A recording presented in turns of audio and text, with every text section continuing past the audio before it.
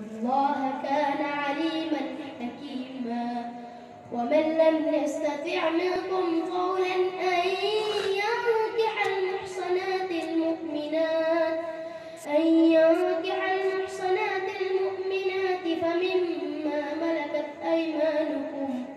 فمما ملكت أيمانكم كتاب الله عليكم وأحل لكم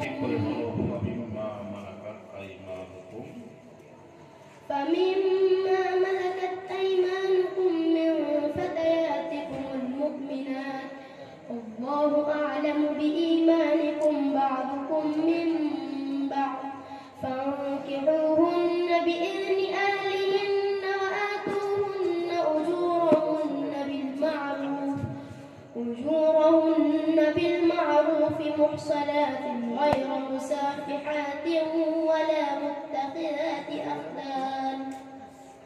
فإذا أحصن فإن أتين بفاحشة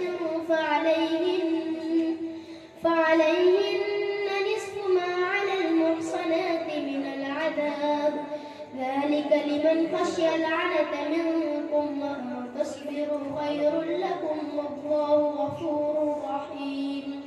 يريد الله ليبين لكم ويهديكم سنن الذين من قبلكم ويتوب عليكم والله عليم حكيم.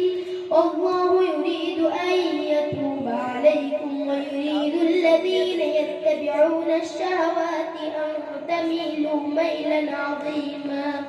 يريد الله أن يخفف عنكم وخلق الإنسان ضعيفا.